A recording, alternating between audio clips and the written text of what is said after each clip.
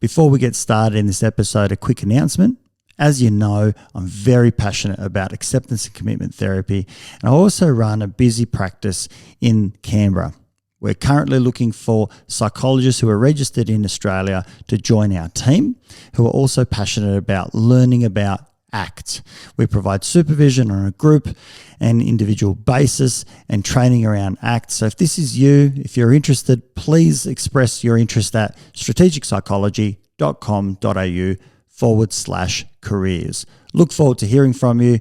And now back to this episode. Okay, life can be crazy. You're feeling like you're sinking, just trying to find a meaning. It's time for better thinking. Yeah, better thinking. Time to tune in. Let's go. Welcome back to Better Thinking. My name's Nesh Nikolic, and my guest today is Dr Annabelle Neall. Annabelle is a lecturer of organisational psychology based in the School of Psychology at UQ.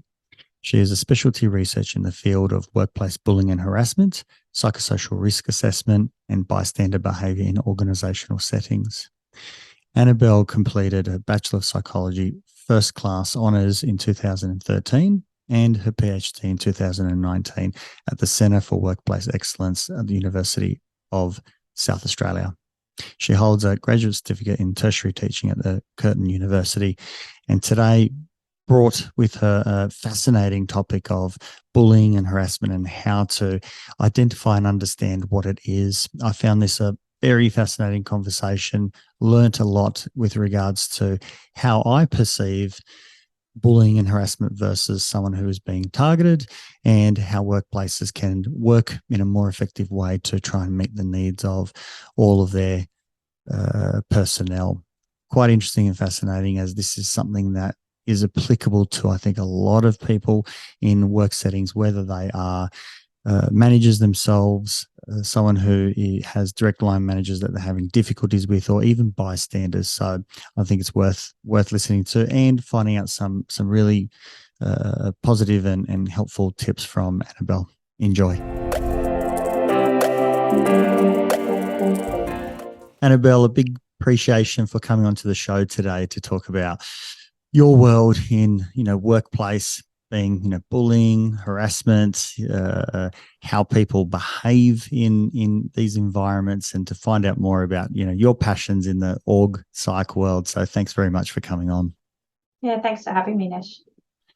How did you get into the space of org psych? I know for myself, the psychology space was all about therapy. I wanted to do therapy one-on-one, talk counselling type scenario. What drew you to the org psych world? Yeah, it's a really good question. It's one I've contemplated a lot over the years. So I did the basic kind of training program of psychology in Australia, much like most of your guests have, and was very set on doing clinical psychology myself and counselling up until about my fourth year, and then had a few more intensive classes around, what it would be like to deliver therapy and that kind of thing, and quickly decided this was not for me. My life experiences at that point had just not lent me to really being able to understand a lot of the difficulties that people had been going through. So quickly put that aside. And obviously, as part of the undergraduate program, you get a lot of exposure to the different schools of thought and practice in psychology. And one of them was organisational psychology. And I just found I really resonated with a lot of those topics. So looking at how to relieve stress in the workplace, how to improve working relations, all the way through to how do we get the best people into work. I think there was a lot of logic involved in those kind of processes, and it was very clear to me how we could use research to better these kinds of systems and practices that maybe didn't have quite the emotional intensity that comes with clinical psychology.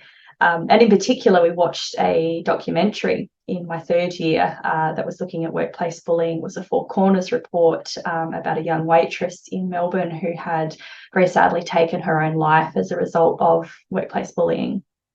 And, they explored more broadly, other people who had been negatively affected by that and the organisation's response. And, back at that time point, bullying was still, kind of being pretty poorly managed in organisations, and in some places it still is.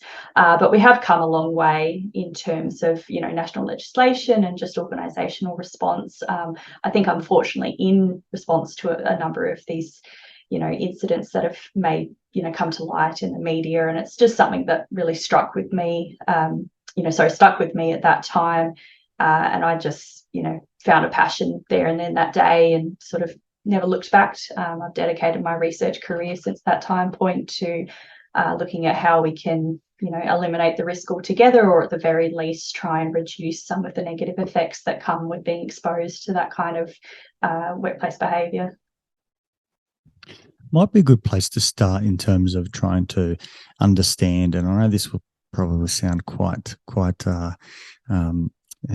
ridiculous in terms of a starting point, but trying to figure out what workplace bullying is.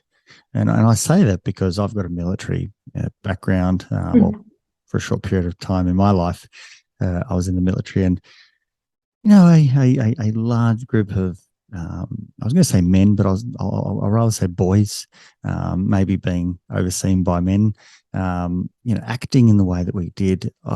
I look back and I don't see any of it as being bullying in those young eyes. But if I look back at it now from, you know, an adult and obviously a psychologist, gosh, some of those behaviours were appalling and terrifying for some of those, you know, members. And you know, I have to say that I must have participated, you know, and I can see the way that I was in school. I must have participated in these things without knowing it. At the same time, certainly not suggesting that I wasn't responsible for my own actions, but it poses the question of what is workplace bullying, and how do we understand this with contexts? You know, obviously, you know, different contexts might have different ideas.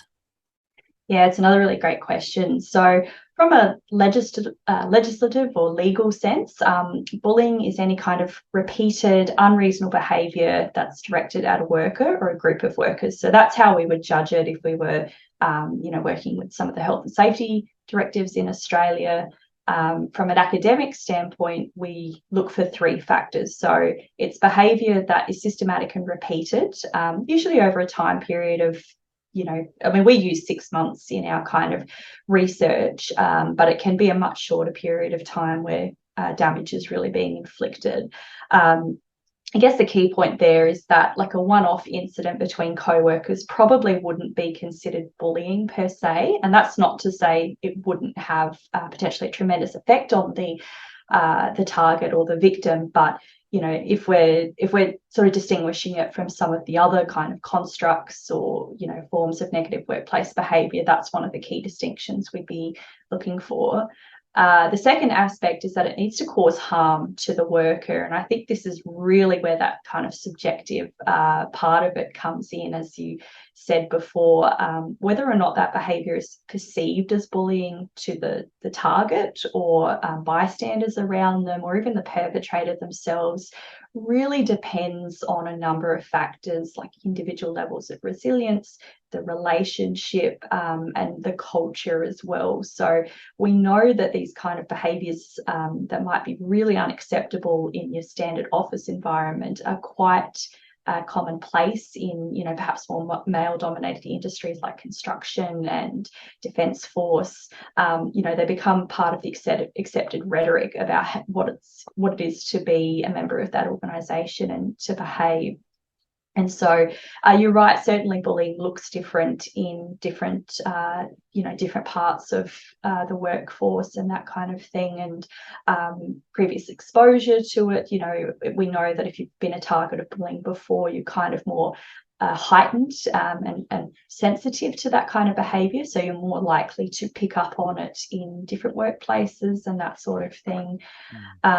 And the third aspect is that there's a power imbalance between the person who's doing the bullying and the person being bullied. So most commonly we see bullying playing out between supervisors and subordinates, and so it doesn't surprise me at all to hear about your experiences in something like the Defence Force, because we know that organisations that have a really clear hierarchical structure, so where there's defined levels of supervision and power, are much more likely to experience workplace bullying than workplaces that have more of a horizontal structure. So if there's not too many levels of management, or that's a more, it's kind of like a flat management structure, we see less likelihood of bullying, and those like defence, health and community services, education, much more likely to report that kind of behaviour. So we know also that bullying is not reasonable action taken in a reasonable manner. So pretty common example we see is that a lot of people feel, perhaps when they're being performance managed, that they're trying to be like bullied out of the organisation, and that certainly can be the case sometimes. But if the organisation is going about that in a kind of average person would see as a reasonable manner, and for reasonable issues, maybe that's about in terms of why they're being performance managed, that's not something we would class as bullying, for example. We'd also distinguish bullying differently to things like harassment.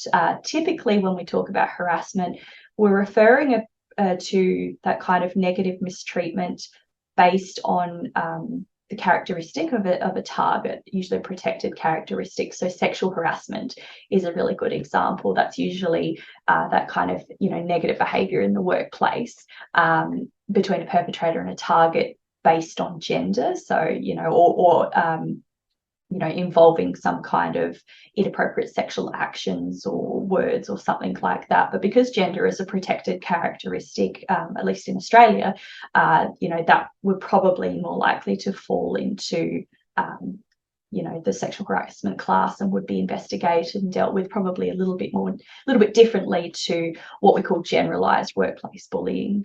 And that would, so that kind of investigation of harassment would also occur if the mistreatment was, due to things like age or nationality, sexual orientation, ethnicity, religious views, that kind of thing.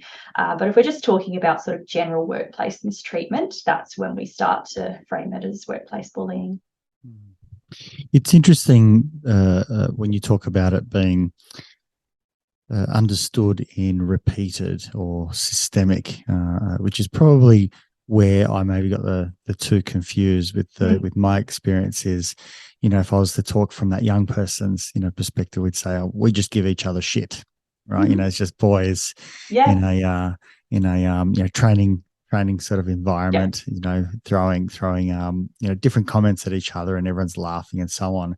Having said that, I'm sure different levels of resilience would have meant that some took some of those comments on board a bit more personally, while others laughed and tried to give it back as much as possible. And there was a bit of a culture of doing so, and the idea was to get a rise out of everyone else and a laugh. It's just boys. Interestingly, though, they're complex scenarios because they can be this repetitive, and they can be systemic, because often in those environments is where someone could potentially pick out whether it's a quality about a person, whether it's ethnicity, whether it's about an age or whatever it might be. If there was an older trainee, we might just call them old man in comparison to a bunch of 18 and 19-year-old boys. So it's interesting to hear how that looks, and obviously the power imbalance aspect as well. I'm assuming that doesn't need to be a criteria, but it's often found that there is a power imbalance where one can use power as a mechanism for bullying in particular. Yeah, certainly. And it doesn't have to be that kind of formal organisational power that we're thinking of there. Often perpetrators can use what we call social power. And that might be because they've been at the organisation for a really long time. And so by virtue of that, they've got lots of information, they've got lots of expertise, they've got lots of relationships existing within the organisation. And if somebody were to come in and perhaps challenge them on some aspect, or start showing them up and working better than them, they can use those kind of resources that are at their discretion to, belittle or make the target of the bullying, feel really bad, or put them in an unenviable position in terms of their work. And I think that lends itself nicely to something else we look at in terms of bullying, and that's whether it's personally related or work-related bullying. So I think typically when we think of bullying, we have this vision of somebody standing over another person and wagging the finger and yelling, and lots of people around them laughing, or gossiping and spreading rumors about them. And that certainly is is a big aspect of what it means to be bullied. But what our research shows, and this is the analysis of about 342 cases of bullying that were put to the health and safety legislator in South Australia. In about 90% of those cases, it wasn't really this kind of personal interaction that was showing up. It was things like being given really bad rosters, or having information withheld that they needed to do work, being given unreasonable deadlines, too many work tasks, not being allowed to go on conferences or training.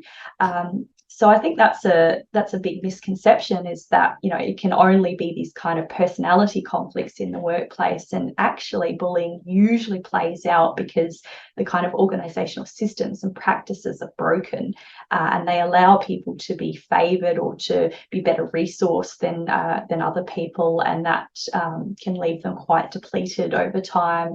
Really feeling burnt out, they lose social support, that kind of thing. So that was something I found, really interesting a couple of years into my study, is, reframing what it meant to be bullied at work. It wasn't this kind of narcissistic person in the workplace. I'm sure they exist, but a lot of the time it's managers who are just maybe not managing as well as they should be, and they don't necessarily have bad intentions behind it. They're just working within the constraints of the broader system. But it's still having a really negative depletous effect on their subordinates. I would imagine that there are some listeners, and even a part of me, struggling to understand some of those ones that are almost seem a little bit sort of on the line of, I'm not sure which way this goes, like bad rosters. Yep. Certainly we can appreciate where there is obviously there can be a power play where someone is given bad rosters very specifically. Other times I can imagine people just not liking their rosters, and that forms a part of it. Yes. Kind of a bit hard. Or another example might be that not going on a conference. I should be the one going on the conference rather than my colleague. That must be really hard to understand when it is, when it's not, and how do we use that as organisations, or even as a researcher? Do we just take it on face value that if someone is feeling that, at least that's their feeling? Do we then classify that as bullying or harassment is occurring? Like how?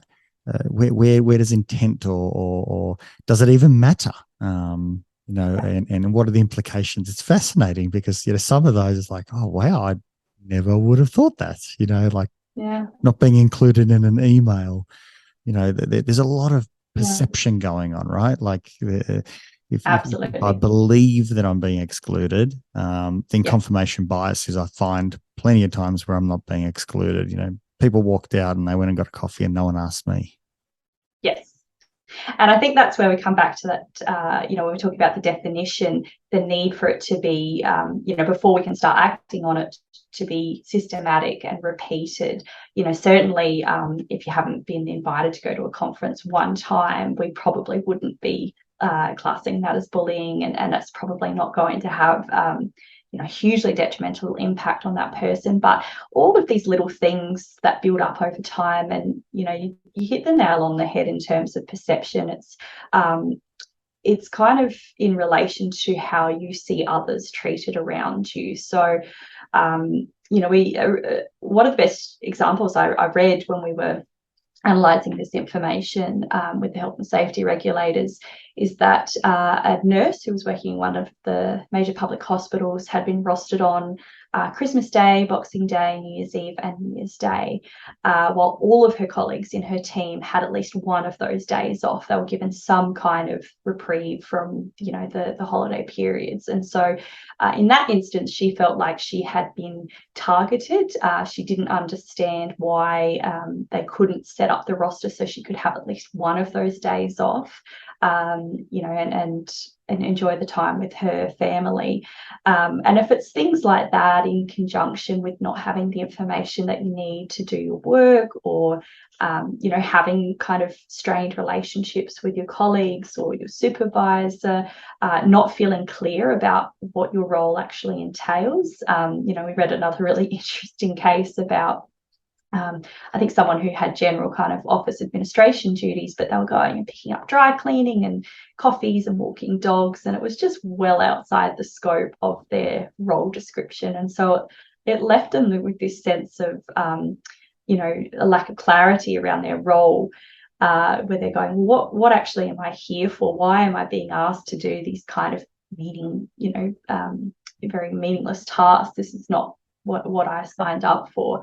And over time, what we find is, that one-off event is okay, but it starts to erode our personal and job resources. So we might go into a job with heaps of optimism and resilience and self-esteem, and all of these little events just chip away at all of those resources that we use to get through the bad days or the hard times at work. And then 6 months down the track, we've just got nothing left in the tank. We can't, see the event and go, I won't take that personally. It's maybe they're just having a bad day, or maybe that's not actually about me. Because when it happens over and over again, I think people can't help but think, well, I do just feel like I'm being personally targeted. They keep, they keep yelling at me. They keep bringing these unreasonable timelines and demands on me. They haven't rewarded me with a pay rise, no matter how hard I work, all of these kind of aspects. So it kind of, escalates over time. That's usually the word we look, where, small, seemingly insignificant events snowball to a point of no return, where the relationship is just so strained and so broken that it's difficult for the person to focus on their work. They're more likely to be less productive at work, take many more sick days from work. There's spillover effects into their family life. So, unfortunately, we see strained relationships between spouses and their children, because that stress that they bring home from work, comes home and spills out at home.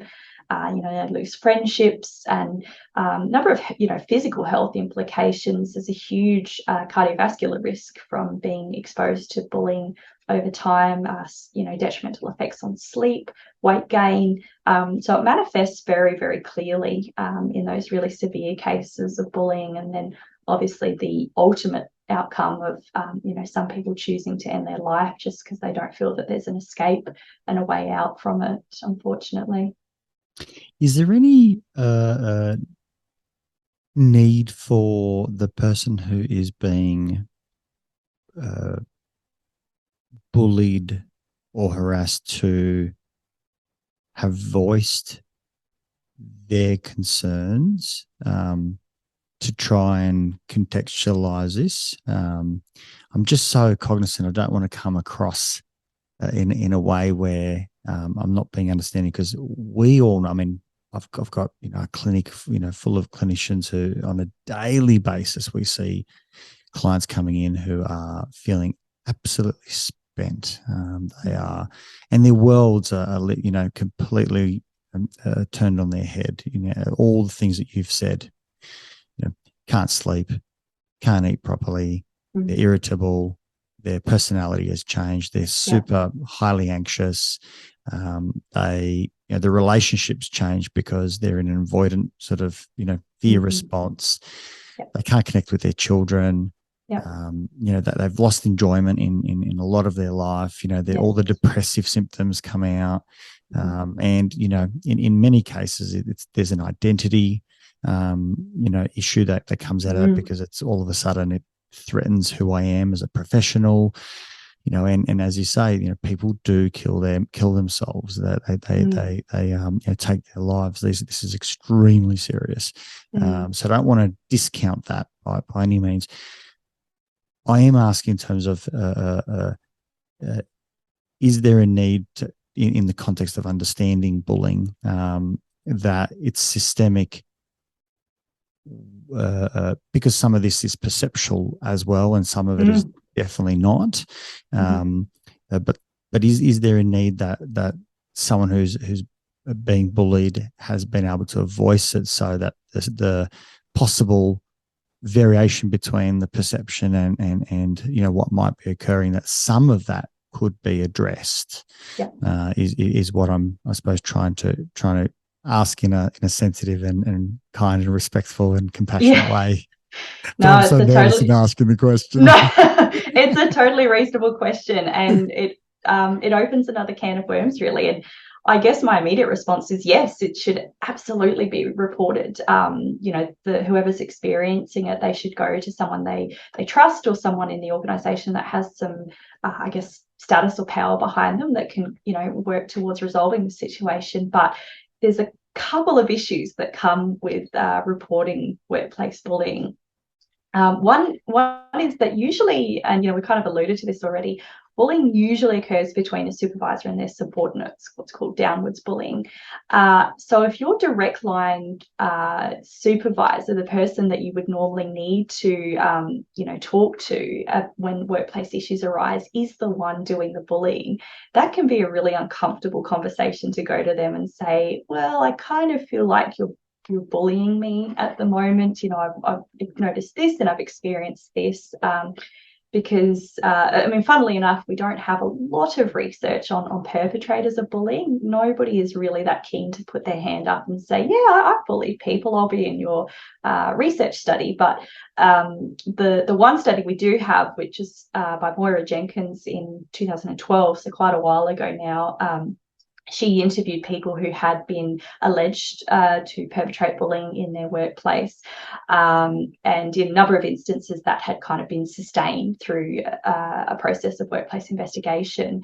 And, they pretty much all purported that they didn't mean to bully anyone. They had no intention. It was nothing to do with personality conflict. And a lot of the issues were to do with these kind of work-related bullying that we were discussing earlier. And what they talked about was that they kind of felt like the meat in a organisational sandwich, and they were being pressed from both sides. So kind of, if you imagine pressing down on a sandwich, they were getting pressure from their supervisors, senior management, telling them that they needed to get better KPIs from the team, or cut costs or something like that. And then they were getting pressure from their subordinates who said, hey, we're feeling overwhelmed and overworked. And so they were trying to meet the demands of both those above and below them. And so the practices that they're instigating, weren't necessarily meant to harm someone, but they just couldn't seem to get the balance right in terms of meeting their demands and then, enforcing those demands on others. So that's a really difficult place for both targets and supervisors to be in terms of a reporting chain. That's really interesting, because that also speaks to the potential of a systemic and repetitive way that a workplace might work, where someone, a manager, may be systematically themselves put under pressure, which is repetitive in nature, and them trying to do their job. Flows down, and flows down, and anyone in that line could be experiencing this without knowing. Like, I think it's so obvious when people are being bullied. Like we can see, or harassed in the obvious, that everyone on the street just goes, hey, that's just completely unreasonable. There's that harder stuff, which is where, we have a clinic full of people who are experiencing really tough times, but it's not as tangible. It's harder to kind of see. And that's starting to explain, I think, a little bit more of that, because I wonder, whether, it's hard to do the research because bullies don't want to put their hands up, or whether it is that people who are allegedly bullying actually see themselves as bullies, or they just saying, Yeah. well, I don't get it, Mm. what am I doing wrong? Yes. I don't think I'm being unreasonable. Yeah. And so the question of, what is systemic, what is repetitive, and it's a real hard space, but it does kind of lead into maybe that space of culture, because, Yeah. repetitive and systemic pressure on management that goes down and down and down, it kind of means that everyone is systemically and repetitively being asked to do lots, and there's pressure building. Yeah. And I think the reason we, those who maybe are perpetrating bullying at that middle management level, maybe aren't reporting it so much because they have access to a lot more resources than if you think of your bottom tier level employees within an organisation. They usually have a lot of demands and low resources. They don't have a lot of control in their work, little autonomy. They can't allocate pay rises for themselves, that kind of thing. But as you go up the chain, even though they might be experiencing similar levels of demands, they've got a number of avenues for resources that can kind of offset the strain that comes with experiencing that demand. So exactly like you said, they may not perceive that they are being bullied, or what they are doing is bullying, because they're getting the same kind of treatment, but they're able to manage the effects that are coming with that kind of unrelenting workplace stress. And they don't realize that the trickle down effect, as we go down the hierarchy, means that those who are at the front line, or kind of I don't mean like the lowest level, I just mean those who have the least amount of control and autonomy in the organisation, they're probably the ones who are most likely to report bullying, turn up in your clinic, because they just don't have any avenues to kind of resolve the issue. But it's really interesting what you're saying about culture, because I think another aspect around reporting that can be really difficult is what we the kind of reporting culture in organisations. So there's a concept called psychosocial safety climate that was developed by Maureen Dollard and colleagues at the University of South Australia. And that looks at these shared perceptions around how senior management kind of view and look after psychological health at the organisation. And we know where that climate is really low. So there's very little indication from senior management that they care about workers' mental health, and that they're actively taking steps to protect workers in that way.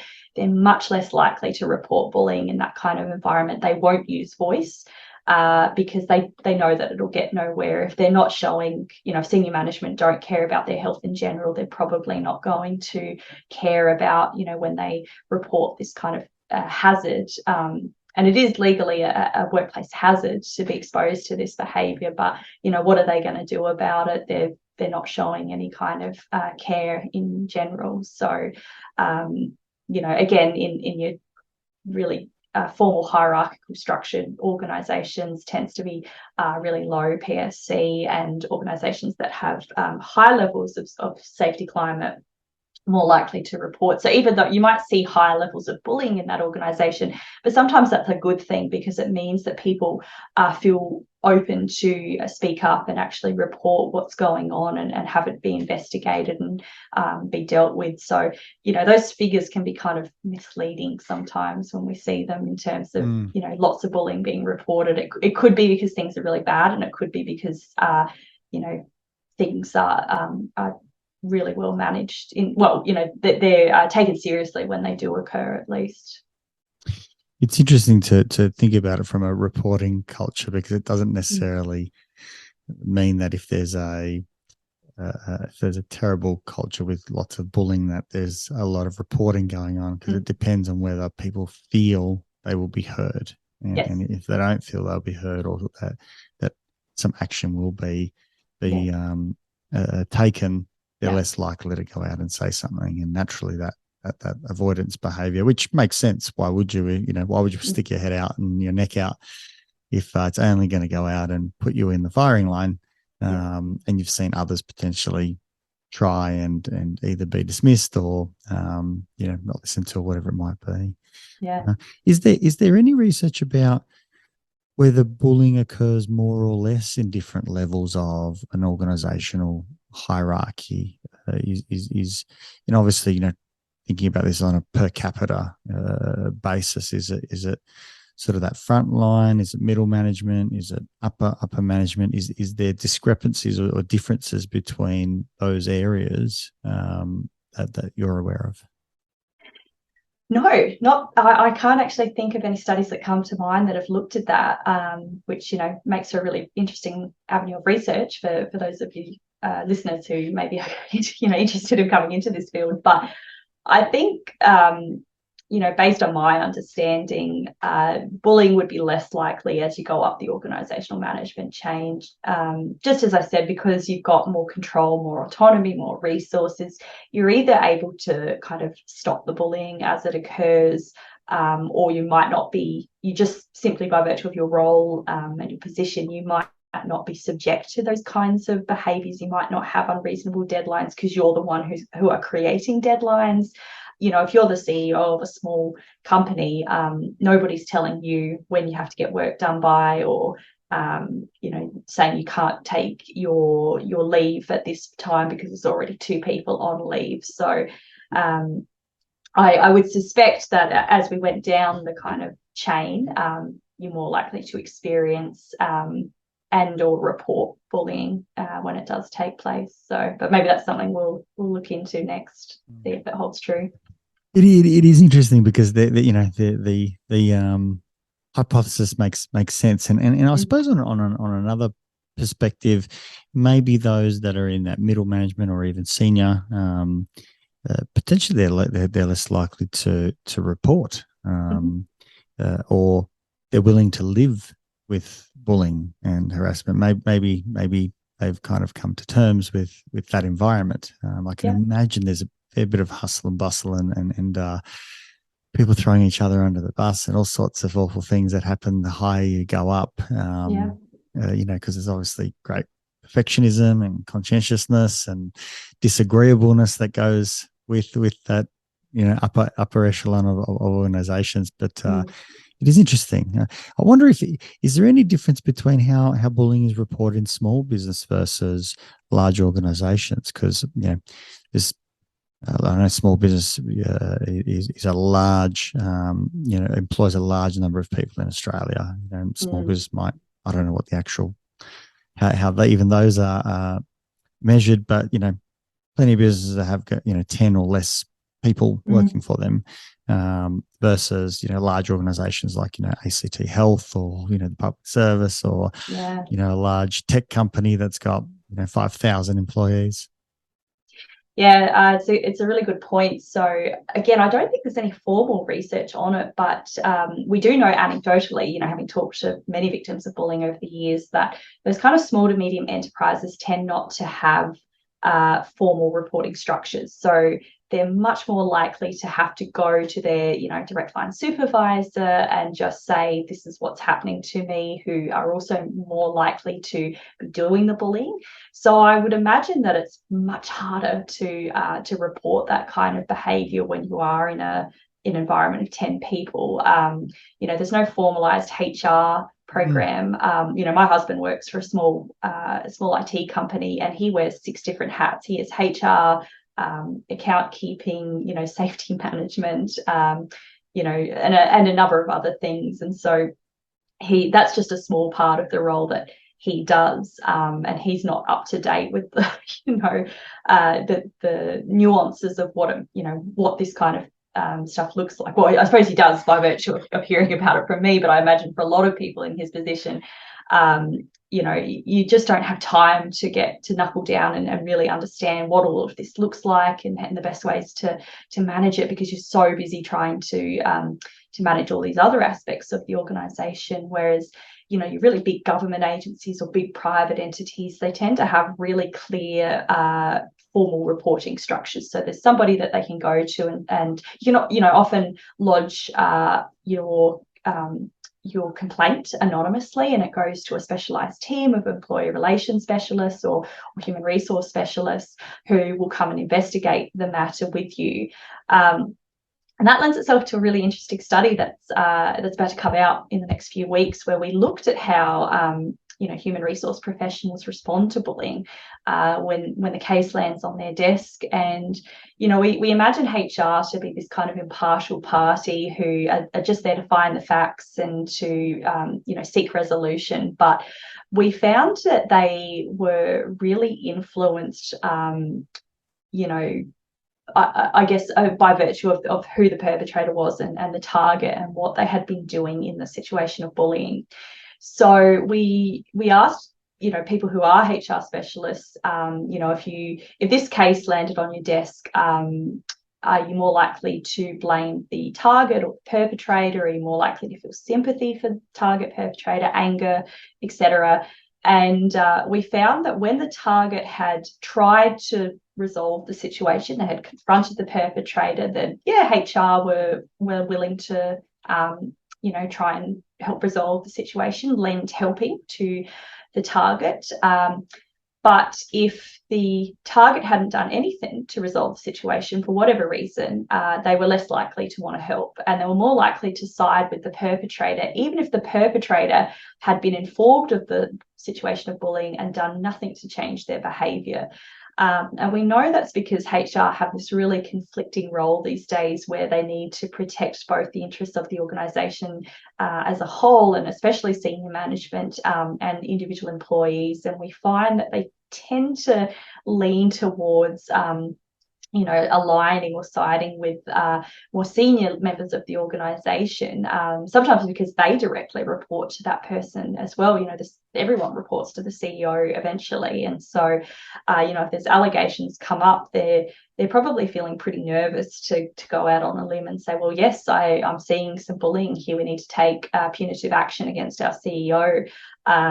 Whereas it's much easier to say to the target, look, no, I don't think this maybe is bullying, or I think there's been reasonable action taken in this scenario to address the situation. So they can kind of, even though they think that they're being objective in the situation, their kind of emotions and the way that they interpret the situation can be kind of skewed. And we need to delve a bit deeper into fully understanding why that is the case. But it's kind of another flaw in terms of the reporting system and trying to get to the bottom of what's actually going on.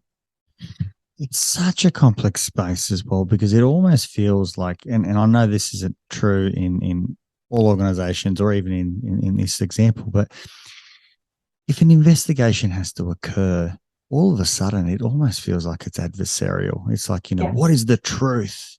Yes. And based on that, I can just see, all parties immediately go into fight or flight response, digging into their truth, defending their truth, and all of a sudden, there's a tug of war going on versus a conversation of saying, a complaint has come in and we're not actually interested in the truth per se, because our research tells us it's going to be impossible to find this out. Even courts can't figure out the truth. They do it on reasonable probabilities. But the real question is, how do we work together, and what are the challenges? How can we communicate? How can we see each other's point of view? How can we express ourselves and feel supported, and regain trust in our working relationships? And it's almost like a marriage, right? Like we've got to work on these things rather than trying to find out, who's right or wrong. I think about the Gottman, model of working with couples. The idea isn't to go out and say, you're right, you're wrong, because ultimately, the relationship doesn't work if one is right and one is wrong, because that just doesn't, one's just got more bonus points at the end, but they're still angry with each other. Versus versus it's not a scoring mechanism. We don't have to find the truth. We're just saying we do want to work together and find. But geez, the time allocation of that must be what's exhausting and almost impossible, to do, which is, I suppose, the great importance of managers, and managers above those managers, or however it occurs when a complaint comes in. Yeah, it's such a timely, resource-intensive process. It's really draining for everyone involved. You think about, if someone does come out to investigate it, they've got to speak to the targets, they've got to speak to the alleged perpetrator, they've got to speak to bystanders, those who have been in the situation. Then you're bringing in, support people. Your trade union representatives might come in to ensure there's adequate support for the targets. You've got to have mediation sessions to try and resolve the situation, and ultimately they usually aren't very successful. So we go through this big hurrah of trying to, as you said, get to the truth and find out who was right or who was wrong, to very little benefit, really. Like, we can sort of unpack the case, but what does it actually do in terms of ensuring that someone else won't be subjected to bullying or helping mend that kind of relationship? So that's why, we really purport that that's, it's a necessary part of the bullying response. It's not to say we shouldn't have investigations, but much more time and energy should be spent on actually removing the conditions that allow bullying to occur, or all those kind of early intervention strategies, around getting bystanders to step in and just say, hey, I don't think that's okay. I think that's kind of going beyond the par here, or kind of speaking up, in the moment, so that it doesn't escalate to this critical point where you can't come back and it's starting to have the depletous effects. So that's really what we've been looking into for the past 5 or 6 years now, is how do we actually go about preventing the situation and stopping it getting all the way to the point of investigation. Because once you're there, the damage is usually been done, the relationship is fractured, the target is harmed in some way, the perpetrator starts to feel strain then as well, and it's just it's a lot of time and effort for very little kind of benefit, as I said, benefit, I think. Yeah. Can you talk me through a little bit about bystanders? What's the research out there about people who observe this? How do they usually respond? What are their perspectives? Do they end up being involved themselves in ways that are sort of unseen to them? Could you speak to that a little bit? Yeah, certainly. So this is actually what I studied in my PhD. So it's kind of my pet topic, really, is looking at how people around the bullying situation respond and kind of take it in. So we know that roughly about 80% of people at work have witnessed bullying at some point. So current estimates put being a target of bullying at around 10%. So in the last 6 months, around 1 in 10 people in Australia who are working have been subjected to bullying. And that's probably more like 70 or 80% of people have witnessed bullying.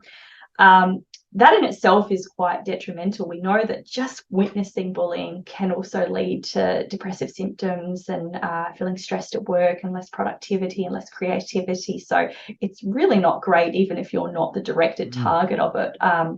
But people feel really nervous about, intervening when they do see that kind of behaviour. And again, it's such a complex issue. There's a number of reasons, but a couple of key ones that my research has shown is the ambiguity of the situation is a really key part of it. So a lot of the time, if you're seeing like a fist fight, it's kind of really obvious. Yeah, we need to step in and break these two people up. But there's going to be injury caused here. But if you're seeing someone kind of be excluded from social events, or maybe they've been left off an email chain, or they're, you hear that someone's going to be overlooked for a promotion because they're not liked, is that enough to kind of step in and say, look, I really don't think that's appropriate behaviour. I think, you need to change your thinking or actions here. So we know that the kind of more what we call salient the act of bullying is, the more likely we are to intervene. And that's fine, but those kind of really salient acts like stealing someone's property or causing physical injury are really low base rate behaviours. They don't occur all that often in workplaces. What's much more likely to occur is that kind of covert stuff around gossiping or socially excluding somebody or withholding information. And so you can imagine it's really hard to judge and say, well, is that bullying, or is it, do they have a reason for not passing on that information, or maybe they just don't want, they don't have to invite that person to after work drinks, it's not a work related event, or maybe they didn't deserve to go to that conference, that sort of thing. And I think that's what I'm grappling with as well. I'm struggling. I can see both sides on a technical level, but I'm wondering, how does someone do it who's in it? Yeah. And that's the great challenge, because to define this one thing and then to actually then understand it on in real time, that ambiguity of the situation being a problem with regards to that what is the behavior that causes harm, and that's tricky for me. I'm wrestling with that as you're speaking. Yeah, well, look, so that's one part of it. And what we found is, those who feel like they've got a personal responsibility to intervene, they're more likely to do so. And so originally I hypothesized that, those who've got some kind of organizational status or power must be more likely to intervene. If you're a manager, that's your job to make sure that that kind of behavior doesn't occur.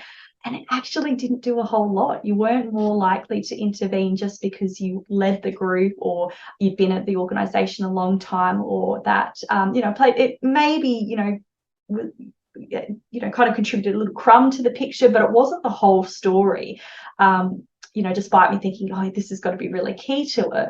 But what did emerge is that, when we interviewed people who witnessed bullying, they said that they were really fearful of the repercussions that came from intervening. So, they didn't want to be the next target of bullying. They were sort of scared that they were going to have their shifts cut. They were going to be fired. They were going to be excluded themselves. And it kind of came back to this idea of, belonging in the workplace. There was going to be this threat to whether or not they could belong to their work group and be protected, which has its origins all the way back in our caveman days. It's this evolutionary mechanism where if we belong to a group, that brings a sense of increased chance of survival. We don't want to be the lone guy out with the lion roaming around. We want to be in a pack because we're more likely to protect each other and have more resources, and we can survive and all of that.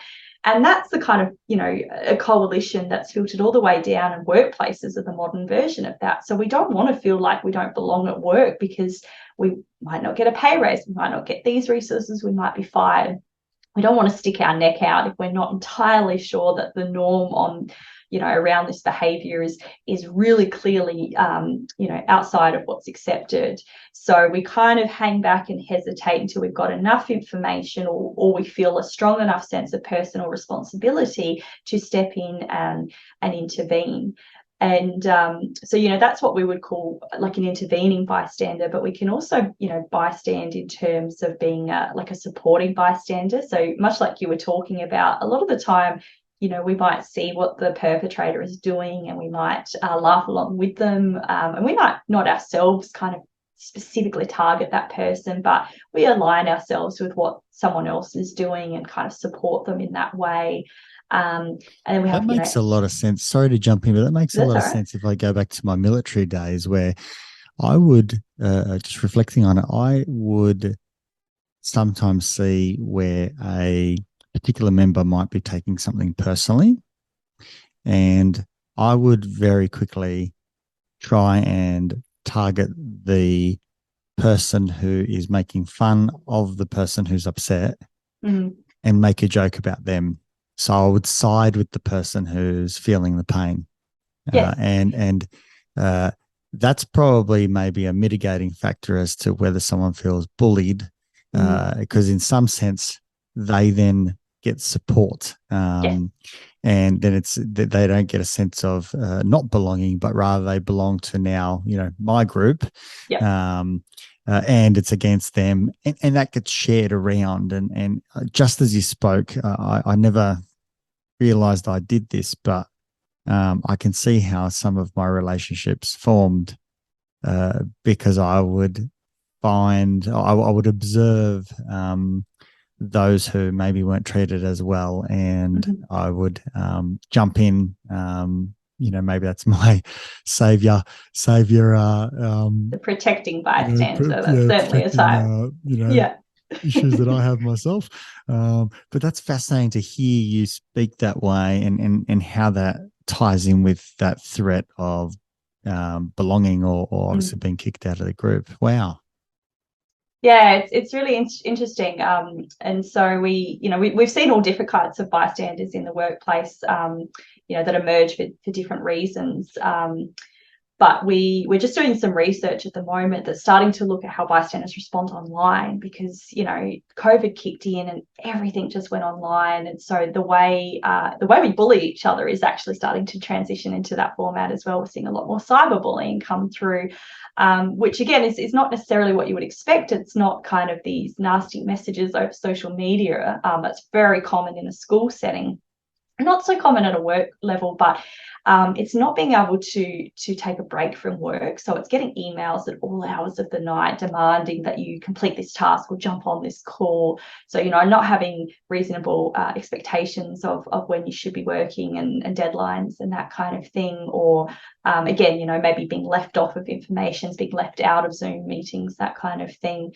And we observed how bystanders responded to some prominent journalists on Twitter, because we know that that's a really fascinating kind of medium for how people interact with each other. It's it's a wonderful place to study for this kind of behaviour in general. People feel very emboldened to kind of perhaps be a little more unkind than they would be in person when they're behind the protection of the screen. Yeah, and there's also anonymity in that space where you're not necessarily saying it's this is Nesh Nikolic and here are my views, and this is ABC, Wolfman or something or other, and I can say whatever I want.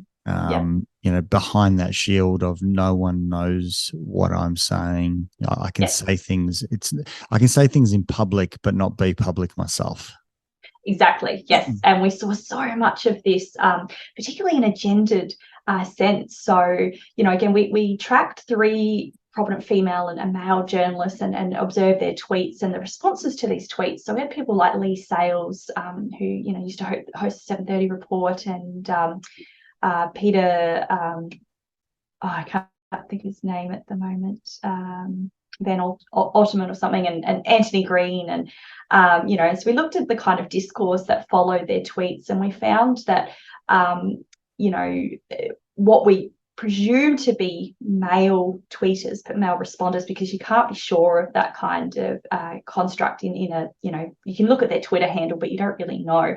But we found that they generally, male respondents were much more likely to try and discredit or, bring negative attitudes or discourse to female journalists.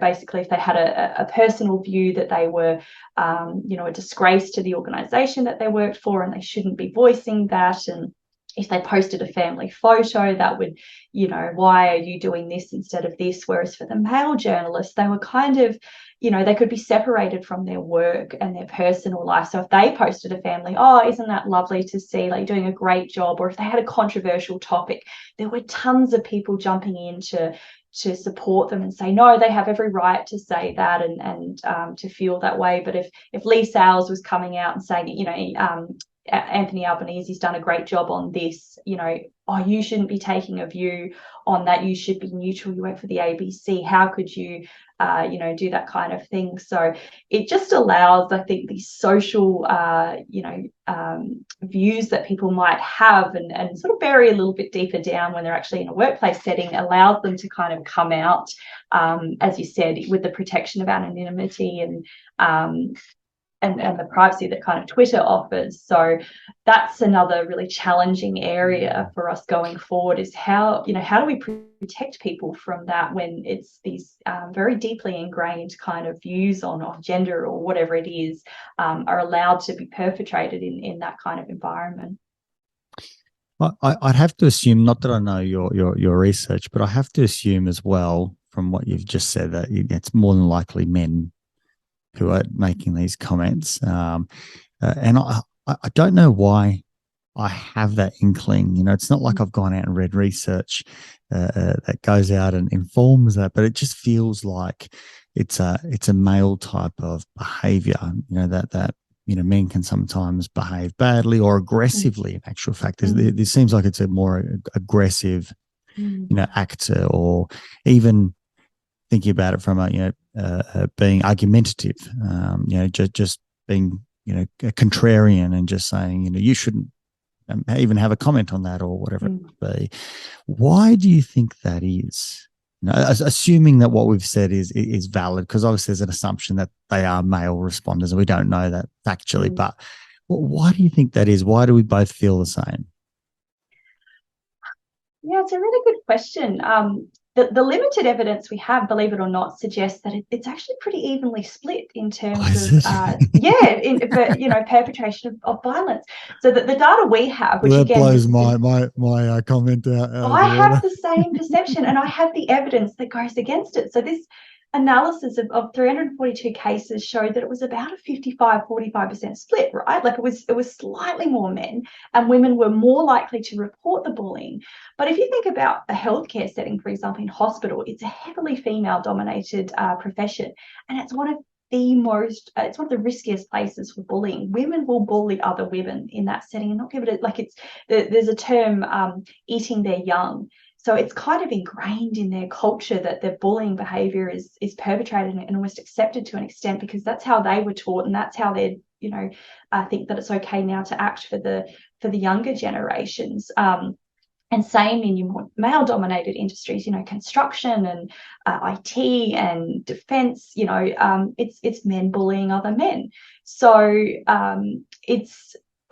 I think it's a really interesting perception that it's kind of, male perpetrators and female targets when we don't necessarily have the evidence to suggest that. I think perhaps it comes from our understanding of how, domestic violence, sexual harassment is perpetrated and plays out, especially in an Australian setting, because I do understand that is much more skewed, and it's much more likely to be, a male perpetrator against a female target, although there are obviously cases where that, doesn't hold true as well. And so I think it's kind of spills over then in terms of, this understanding that it's this kind of senior male manager at work who is perpetrating these acts of bullying. But, in reality, it's more likely to do with your kind of position, I think. And there are lots of female managers. There's lots of people in the workplace who've got power and status, who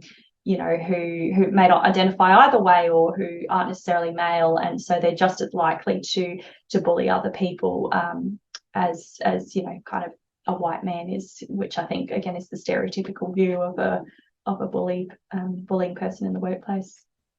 It might also be with the challenge of grappling with what is bullying and understanding what that is, rather than just that sense of someone being awful to another person. That someone being awful has got so many different shapes to it, and I suppose that's what this conversation is highlighting for me. This struggle with the concept of how do I understand it, and how is harm caused, and what are the perceptions that are involved, and do people need to speak up or not?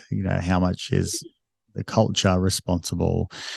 How much is reasonable? Who's the judge of what unreasonable is?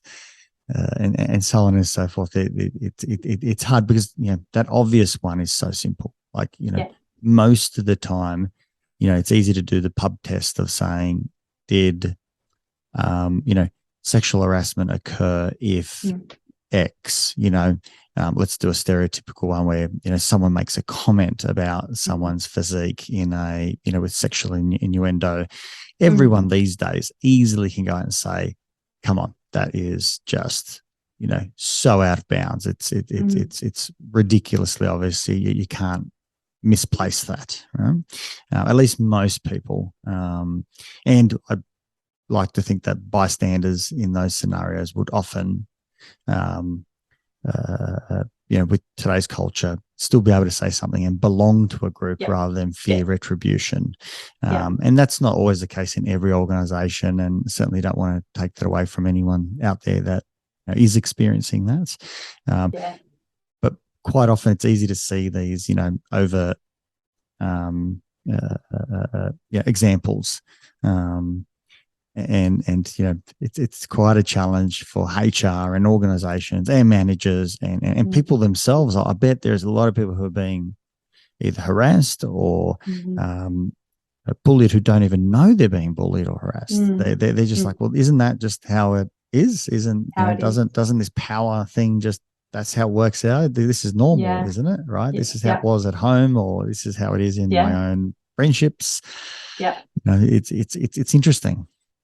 Yeah, and then they wind up in your office feeling, all of these depletive effects and going, I don't really understand why, I'm feeling this way and I'm feeling awful, but not necessarily understanding where it's coming from until you dig a little deeper. But I thought you made a really interesting point there around, the way that in terms of, intervening and why maybe we associate men being perpetrators. And it kind of struck me, I think that there are differences in the way that men and women perpetrate bullying in the workplace, as a general rule, and men are more likely to instigate this kind of more salient acts of bullying. So, verbal aggression, physical aggression. There's a prominent example that springs to mind when I interviewed someone who said that their colleague was putting wood shavings. They're working on a construction site and used to go around putting wood shavings in all of the guys' sandwiches. And it was a joke and everything, but it was this kind of repeated behaviour. So it was this really clear, salient act of trying to bring harm to somebody. So,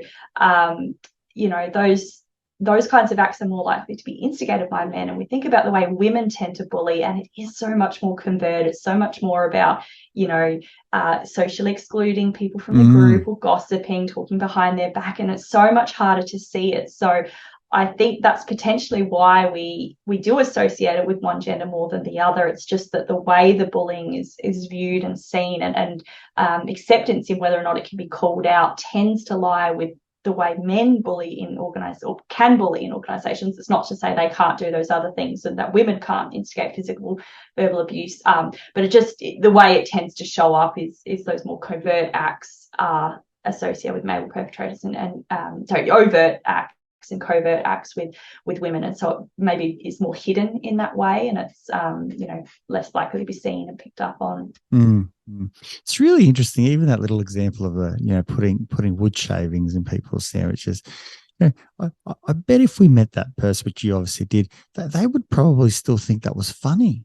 They probably wouldn't realize that it causes harm, and it probably doesn't cause immense harm. But it's the repetition part. It's like, mate, you've been told it's not funny. Stop doing it. And, that is just not on. It's not an appropriate behavior. And we're not saying stop being funny in other ways. But think about how you're being funny, because you're, people around you, and particularly one person, is really affected by this. So pull your head in, but, that probably wouldn't be how HR would talk to that person. But, maybe that a male-dominated area, they might speak in those terms and potentially with other language as well, that maybe you need someone to be shocked in that way. But, obviously as a psychologist, we can't entertain those spaces, too much. But I'm just looking at it from a functional, what actually observably probably happens on work sites and the like. But there is, everyone is in an environment which is complex and plenty of unknown bullying is occurring, because it's systemic, because it just goes on, and someone might think it's reasonable. Yeah. And that's by no means trying to, take any bully off the hook. Because we still have to be responsible for our actions. The gentleman that was putting, wood shavings, they still need to go out and say, yes, I put my hand up and I can observe that's wrong. And if they can't, well, then obviously they can't be part of a culture, because that can't be tolerated. That's just, if they can't learn from it and it's unacceptable behavior, organizations are within their own right to say you're terminated. Yeah.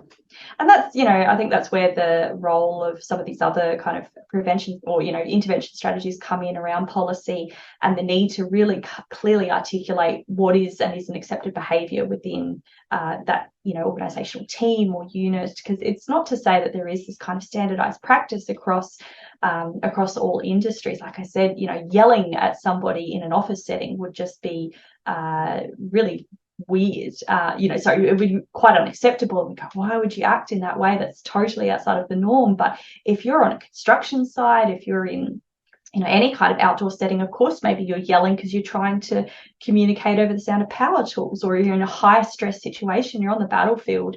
It's this accepted practice. And so it's not to say that it's fine, just because it's typical in one setting that it's okay, and that it doesn't necessarily cause complete harm to people. But that idea of context is so important there. And again, you could, the idea of putting wood shavings in someone's sandwich, it's really clear how that's going to cause harm to somebody. They're going to ingest it, and it's going to cause digestional discomfort, or worse, could actually lead to really bad outcomes. But we don't, it's not immediately obvious how, leaving somebody off the roster, giving someone a bad roster for that week, and then not letting them go to the conference, and then giving them an unreasonable back-to-back shift, for example, how that's going to actually manifest in a negative outcome for the target, because it takes a long time. Well, not necessarily a long time, but it can take a long time for those kind of effects to build up. We lose our energy, we lose our sense of resilience, and it's only when we've got to this point of total emotional burnout, and we've lost our sources of social support, and we've used up all of our resources, that people go, oh, well, actually, I think, I feel like I'm being bullied. But in the time, people who maybe are perpetrating these behaviours aren't thinking about 6 months down the track how this little one act is going to snowball and affect somebody. I can also, consider and observe the real possibility that, because we're social beings, we develop favourites, and so all of a sudden the favourites go to the conferences, and the favourites get asked, "Do you want to come for a coffee?" or whatever it might be, and which is measurable, but not necessarily considered in from at any level. So very, very, very complex space. Can you talk a little bit about some of the what research is out there in terms of how organisations can combat this space? I think we obviously touched on culture. I assume culture is really important in terms of whether people can report, support around reporting, but even culture of what are our standards. Like we can't just assume that everyone knows the standards. This would be a silly assumption. How do organizations do it? What does the research say? Are there gold standards of places that do it well, and what can we learn from them? Yeah, we don't have, unfortunately, we don't have much evidence in terms of that gold standard, because we know bullying kind of exists almost everywhere. So there's probably no organisation free of that kind of behaviour. But certainly what our research over the last 8 years is focused on is how do we kind of prevent this behaviour occurring in the first place. And you're absolutely right. A lot of it sits within this broader frame of culture. But culture manifests in a number of specific kind of actions and the way we go about doing things on a day-to-day basis. So what we have found and developed and tested and trialed over that period of time is a framework of what we call like risk context. So it's areas of day-to-day functioning in the workplace that are overseen, managed and coordinated by, supervisors of various levels. Just about how people interact with each other and manage each other on a day-to-day basis. So there's 10 domains, and we have a specific tool now that enables us to go into a unit or a team or department within an organisation, and we administer this kind of rating scale to all of the workers in that department. And we can see the points in the organisational system where bullying is most likely to come from. So we know if it's the way that they're being rostered and the kind of way that their leave entitlements are offered, if it's the way that interpersonal relationships are being managed, is it the way that their role has been clarified and defined, is it the way that they're being performance managed. So we can kind of pinpoint exactly which part of the organisational practice is most likely to lead to the perception or actually is most likely to lead to bullying in that particular team or unit or department. And then we can go about working with the working with that team, the managers and the employees, to develop new ways of, the kind of policies, the procedures, the systems, everything that underpins the way that particular organisational context is managed and coordinated. So, as an example, one of the most common ones that come up when we've done this kind of work is the way that people are appraised and rewarded.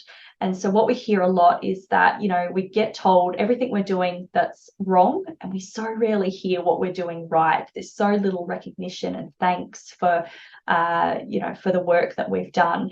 And so we have this kind of co-design process where we hear from the frontline employees about how they're experiencing this sort of appraisal and reward system in their unit, and their managers are at the table and they hear that information and they work collaboratively to come up with new ways, better ways of, achieving that kind of task. So it might be, just more verbal thank yous. We do a lot of work with in the retail setting, and we have store managers walk the floor and actually go and talk to their employees, say, I see you're doing great job, stacking this area of the fruit and veg department, great job. Or I saw that you stayed late yesterday to help so and so do that. I really appreciate that.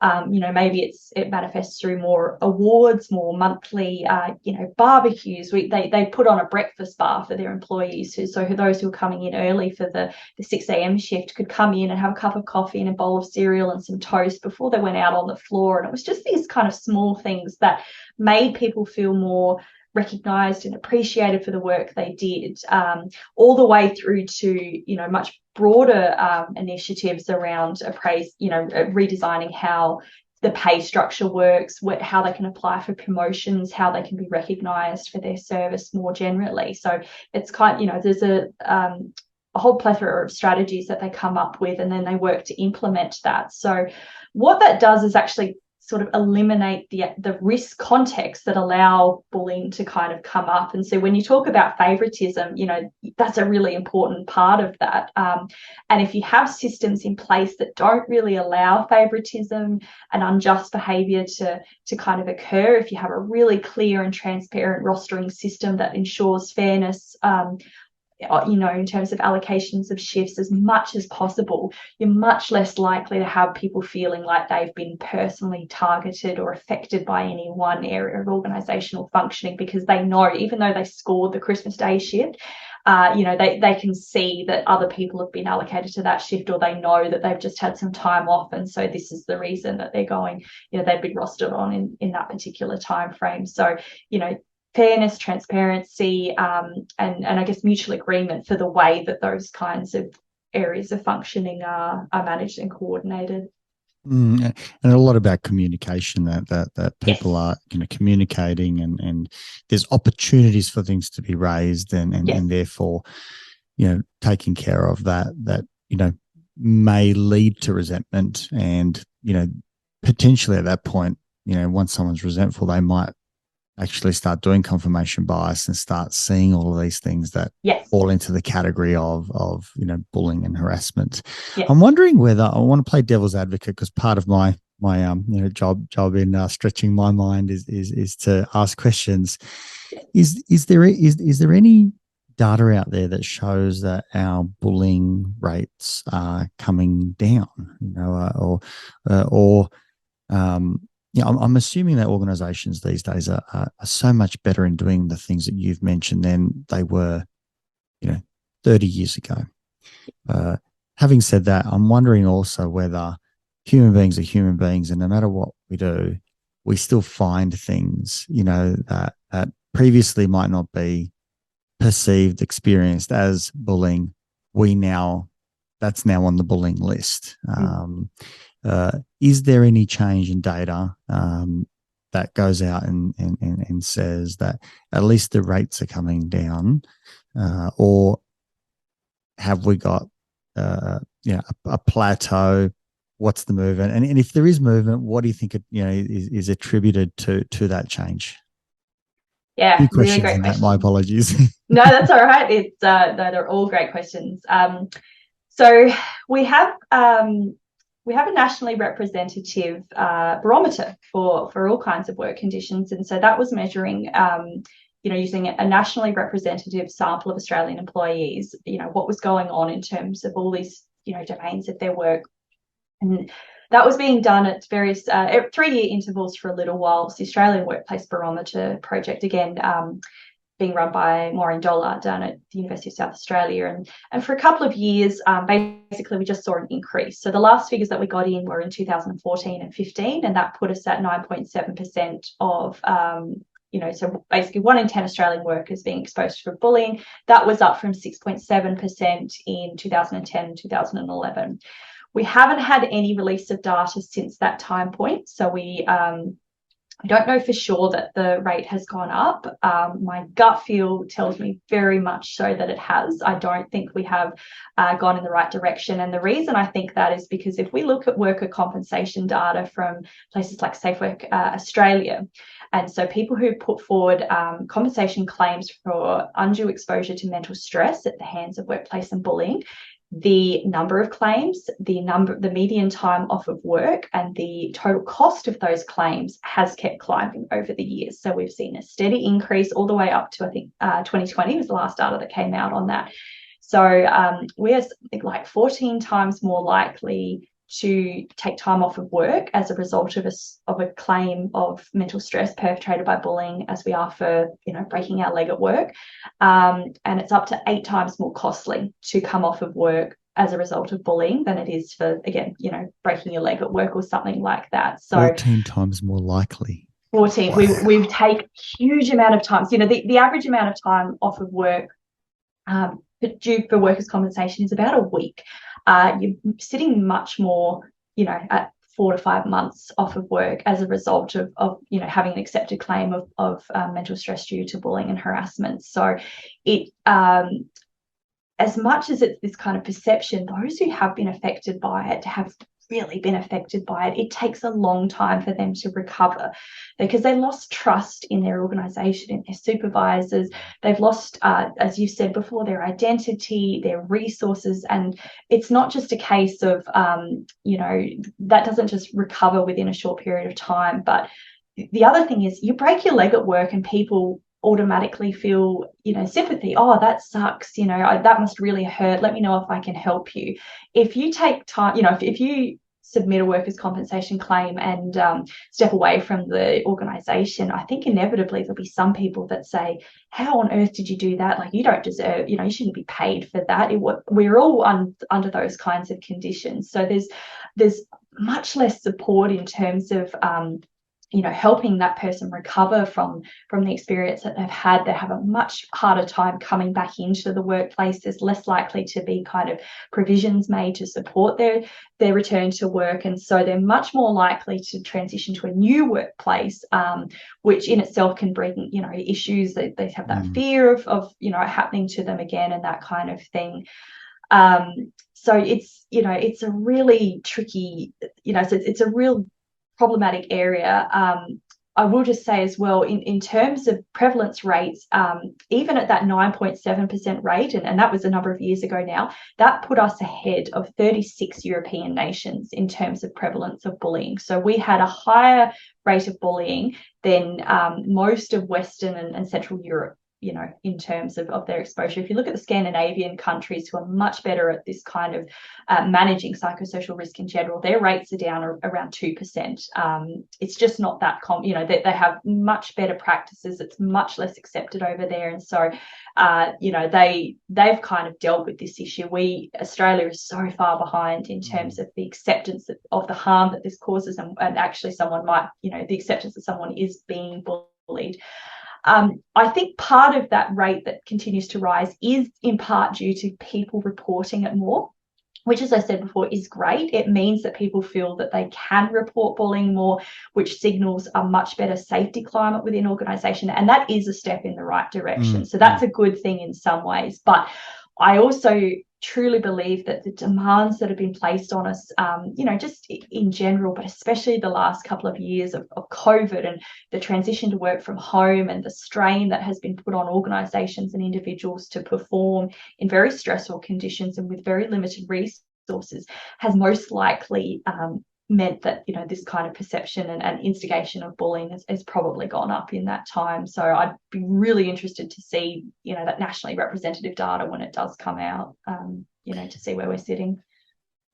Annabelle, you just exposed one of my you know, one of my other problems, which is my optimism bias. I keep getting blown away in these interviews and podcasts, thinking that the world is getting better and better, and I'm just constantly, you know, thinking that because technology improves and technology goes with, you know, in my eyes, you know, air quotes, everything, but it doesn't. We're talking about human beings here and our experiences, but I certainly didn't think that it would, you know, be in that direction. You know, I just keep thinking that, you know, fairness is on the decline. Sorry, on the increase. You know, and equality is you know, on the increase, and, you know, we're understanding each other better, and, you know, people are seeing more psychologists and therefore learning more about themselves and being able to manage, etc., etc. But you know, I definitely have a problem with optimism. I just see it everywhere, so I need to curb that and be more you know, cognizant of how I view the world. But look, some really interesting things there, and hopefully we can also look at some of the Scandinavian countries with regards to, you know, what's the culture in which they operate, and you know, I think, you know, many times have the Scandinavians been mentioned, you know, not only in this podcast, but, you know, many others, about being the gold standard for a lot of things, that they are, you know, on the front foot of you know, thinking about their people all the time, and you know, obviously we don't fully understand how to emulate and replicate what they've got, but yeah, sometimes I think that Australia is a bit further ahead than what it is. But so where can our listeners find out more about, you know, this space and obviously workplace bullying, even if it's for, you know, finding out more about your research, what they can do within their own organisations, you know, how to set their own management strategies and the like. Where can people start to, you know, read more, listen more about this topic as a general? Yeah, so look, listeners are really welcome to contact me at the University of Queensland. You can just Google Dr Annabelle Neall, and you'll number of our, you know, research has been published, and it's available to those who are interested.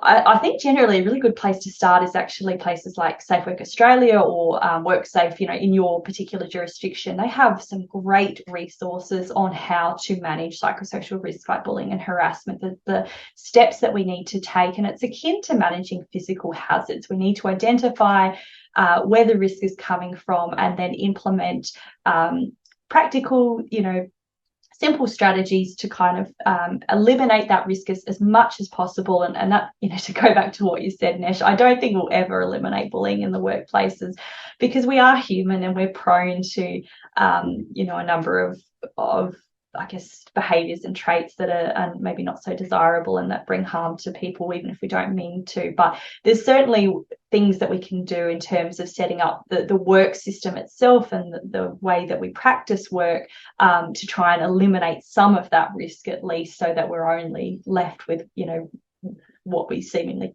can't be totally controlled. So Safe Work Australia, jump online. They have guides to managing that. We're starting to see shifts in legislation that's making it kind of enforced that that organisations must implement procedures and strategies that do protect workers' psychological safety. So ISO or something that came out a little bit earlier this year. So nationally agreed upon guidelines for managing psychosocial risk.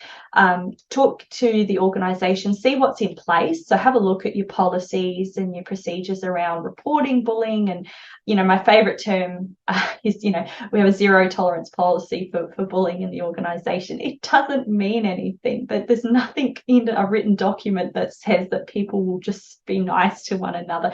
There needs to be active strategies in place that ensure that people are behaving in a way that's psychologically safe and acceptable, and that there are means to report when that isn't going well.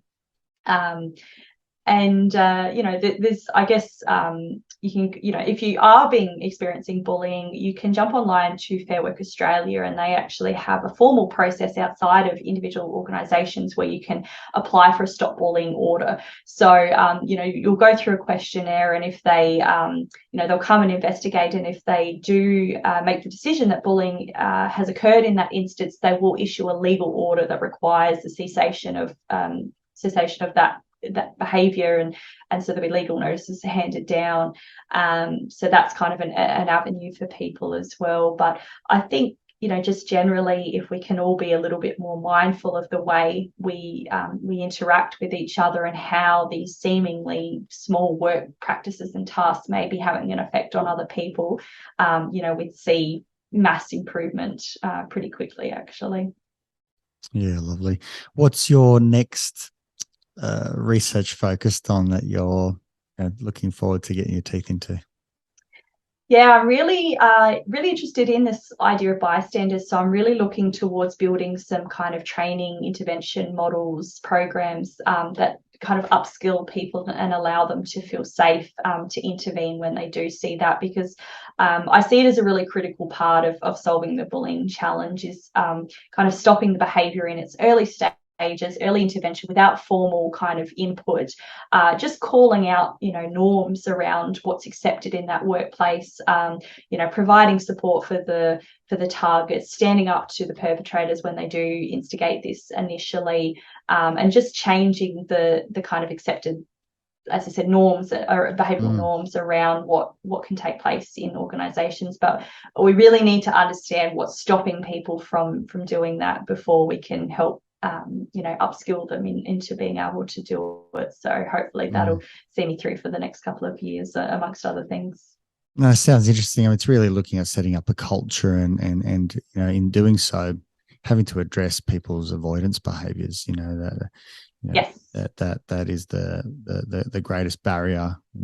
With the things that you've mentioned already, in terms of fear of being the one that's going to be persecuted afterwards, or the belongingness, fear and the like. But fascinating, because obviously research gets to a certain level, and it's lovely to hear that the next sort of chapter for you is looking at how do we potentially upskill organizations and people and teams to be able to set their own cultures that's workable in their context, to make sure that everyone is can enjoy their work and contribute and have a good time. We spend so much time at work, so we should really try as a whole, as a community, to do it better. So thank you. I really appreciate your time today. It's been very enlightening for myself, and certainly posed a lot of questions, and much more for me to go out and think about and consider.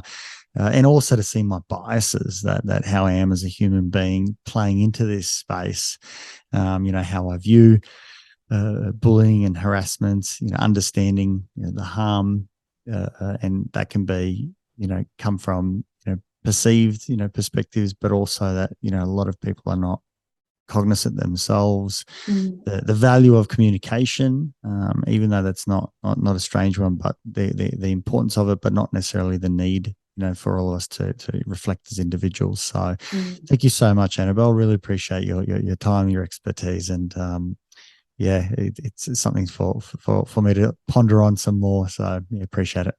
Thanks for having me on.